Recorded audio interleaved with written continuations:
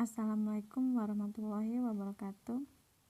Nama saya Yola Alpina. Di sini saya akan mempresentasikan tentang otitis media sebagai tugas remedial. Yang pertama yaitu definisi otitis media. Otitis media merupakan keadaan di mana terjadi peradangan pada telinga tengah.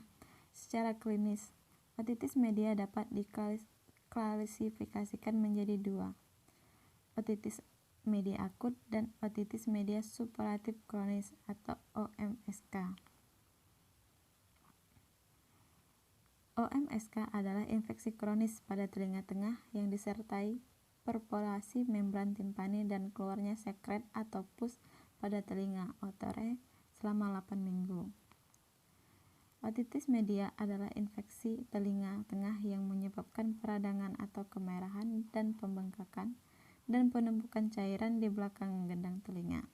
Otitis media akut biasanya merupakan komplikasi dari disfungsi tuba eustasian yang terjadi selama infeksi saluran pernapasan atas virus Streptococcus pneumoniae, Haemophilus influenzae, dan Moraxella catarrhalis adalah organisasi yang paling umum diisolasi dari cairan telinga bagian tengah.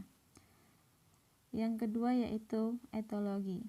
Menurut Adam, penyebab otitis media akut antara lain yaitu 1. Faktor pertahanan tubuh terganggu, 2. Yaitu obstruksi tuba eustachius, yaitu merupakan faktor penyebab dasar pada otitis media akut karena fungsi tuba eustachius terganggu. Pencegahan invasi kuman ke telinga tengah juga terganggu, sehingga kuman masuk ke dalam telinga tengah dan terjadi peradangan. Pada bayi, terjadi otitis media akut dipermudah karena tuba eustachiusnya pendek, lebar, dan agak horizontal letaknya. Kemudian yaitu infeksi saluran pernapasan atas, terutama disebabkan oleh virus. Pada anak makin sering terserang infeksi saluran pernapasan atas, makin besar kemungkinan terjadi otitis media akut. Yang keempat yaitu bakteri biogeik. Bakteri yang umum ditemukan sebagai organisme penyebab adalah Streptococcus pneumoniae, Haemophilus influenzae, Streptococcus beta hemolyticus, dan Moraxella catarrhalis. Kemudian yaitu penyebab otitis media supuratif kronik. Penyebab otitis media supuratif kronik adalah sebagian besar otitis media supuratif kronik merupakan kelanjutan dari otitis media akut atau OMA yang prosesnya sudah berjalan lebih dari 2 bulan. Beberapa penyebab adalah terapi yang terlambat, terapi tidak adekuat, virulensi kuman tinggi, dan daya tahan tubuh rendah. Bila kurang dari 2 bulan disebut subakut, sebagian kecil disebabkan oleh perforasi membran timpani terjadi akibat trauma telinga tengah. Kuman penyebab biasanya kuman garam positif aerob pada infeksi yang sudah berlangsung lama. Sering juga terdapat kuman garam negatif dan kuman aerob. Selanjutnya yaitu anatomi dan fisiologi. Anatomi telinga. Telinga luar yaitu auris eksterna. Telinga luar terdiri atas telinga dan liang telinga. Kemudian daun telinga, auriscula. Telinga luar atau auris eksterna terdiri dari 3 bagian yaitu auriculum dan telinga dan pinna. Kemudian liang telinga luar atau canalis auditorus externus terdiri atas meatus acousticus externus atau lubang, canalis auditorius externus atau saluran. Telinga tengah sebagai batas antara telinga luar dan telinga tengah dibatasi oleh membran yang disebut dengan membran timpani. Membran timpani merupakan suatu selaput yang berwarna putih seperti mutiara, berbentuk oval, kerucut, terdiri dari Prasplecida 2 lapis, terdiri atas stratum cetanum dan stratum mucosum, dan prastensa 3 lapis terdiri atas stratum ketanum, stratum fibrosum, dan stratum mucosum. Kemudian corpus tympani merupakan bangunan yang berbentuk kubus yang tak teratur terletak di antara telinga tengah dan telinga dalam. Kemudian fisiologi pendengaran. Proses pendengaran dimulai dari tampaknya energi bunyi oleh daun telinga dalam bentuk gelombang melalui udara atau tulang diteruskan ke koklea. Gelombang suara mencapai telinga dalam melalui 3 kemungkinan, yaitu membran timpani,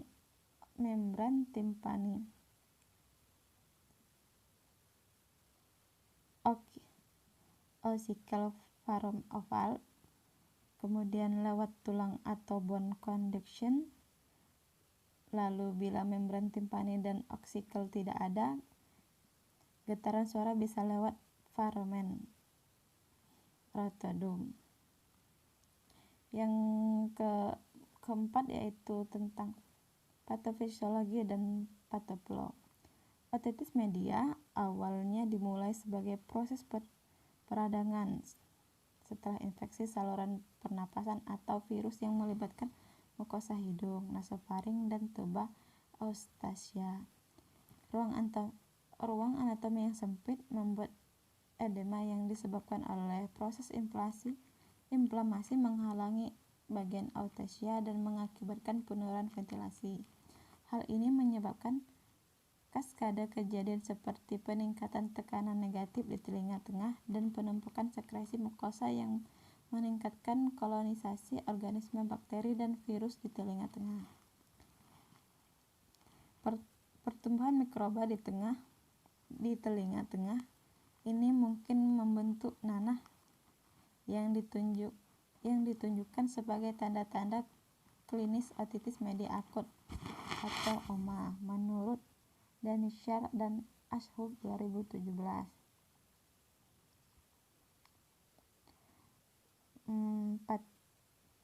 Pathway yaitu berawal dari invasi bakteri, kemudian infeksi saluran telinga tengah, proses peradangan yang menyebabkan nyeri, peningkatan produksi cairan serosa menyebabkan akumulasi cairan mukus dan serosa, hantaman saluran udara yang diterima menurun dan menyebabkan gangguan persepsi sensori.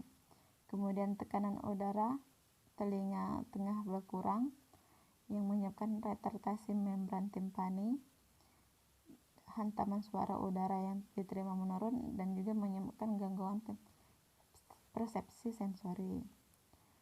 Yang terakhir yaitu pengobatan tak tuntas atau episode berulang menyebabkan infeksi berlanjut dapat sampai telinga dalam, yang menyebabkan terjadi erosi pada kanalis semiculanis atau menyebabkan resiko injuri dan tindakan mastodektomi yang menyebabkan resiko infeksi. Kemudian manifestasi klinis. Telinga baril atau otorrhea sekret bersifat purulen tergantung stadium peradangan. Yang kedua yaitu gangguan pendengaran. Pada keadaan ini sering ditemukan tuli konduktif atau tuli campuran.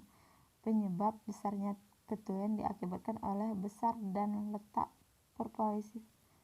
perporisasi timpani serta keutuhan dan mobilitas. Yang ketiga yaitu altalgia atau nyeri telinga. Terbendungnya drainase pus merupakan salah satu penyebab terjadinya keluhan nyeri pada OSK. Nyeri dapat terjadi akibat hambatan pengaliran, terpaparnya dendrometer atau dinding siklus letaris. Yang selanjutnya keempat yaitu perdarahan. Perdarahan dapat terjadi karena granulasi atau polip yang tersentuh saat membersihkan telinga. Yang kelima yaitu perforasi. Pada tipe benigna atau tubotimpani, polarisasi biasanya sentral, bisa di anterior, posterior, atau inferior atau dari nucleus.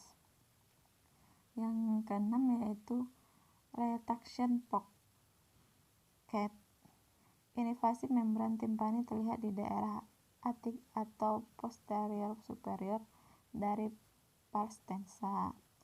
Kemudian yang terakhir yaitu cholesteatoma, bercak putih mutiara dari cholesteatoma dapat dihisap dari kantung retraksi.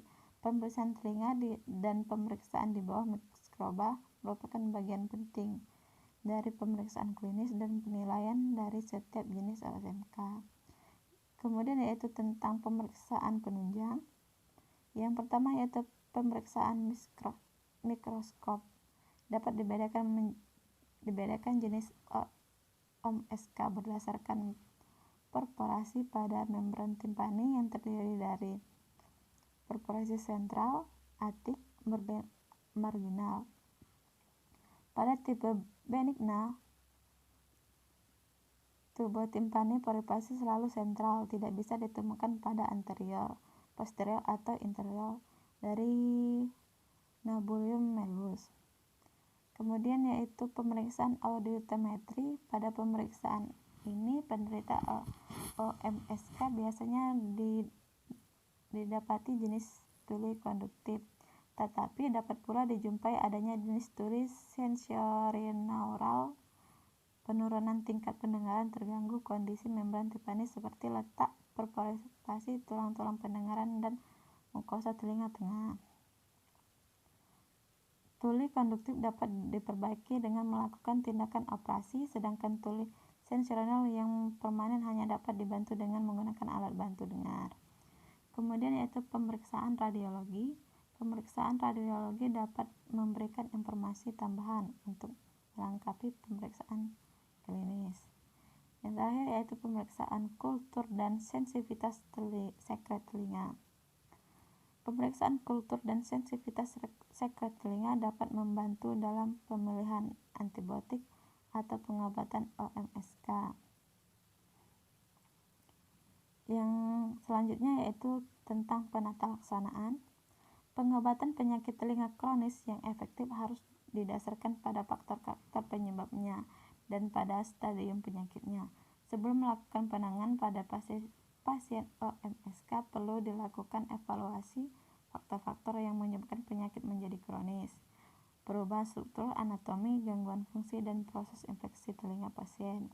Penanganan OMSK dapat dibagi menjadi dua, yaitu penanganan konservatif, yaitu dengan eradikasi penyebab infeksi, dan penanganan operatif dengan penutupan polarisasi timpani.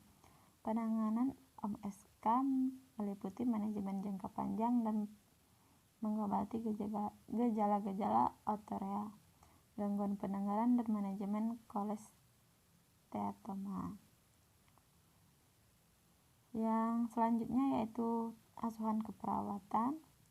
Yang pertama yaitu pengkajian dengan mengkaji identitas seperti nama, umur, jenis kelamin, tempat tinggal, pekerjaan, dan status ekonomi. Kemudian menanyakan keluhan klien dengan attitude media dengan datang dengan keluhan nyeri pada telinga bagian tengah. Kemudian riwayat penyakit sekarang. Biasanya alasan klien otitis media akut datang memeriksakan diri ke rumah sakit. Selanjutnya yaitu riwayat penyakit dahulu, kemudian riwayat penyakit keluarga, riwayat psikososial, terus riwayat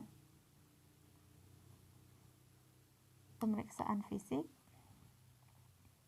kemudian pemeriksaan pendengaran. Pemeriksaan pendengaran yaitu ada 3, yaitu otoskopi, tes bisik, dan tes garpu tala.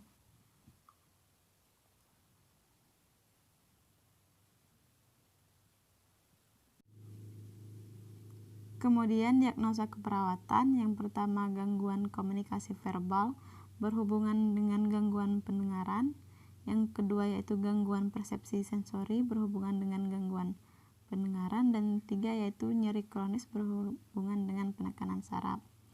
Gangguan komunikasi verbal didefinisikan sebagai yaitu penurunan keterlambatan atau ketidakmampuan untuk menerima, memproses, mengirim, dan atau menggunakan suatu sistem lambang.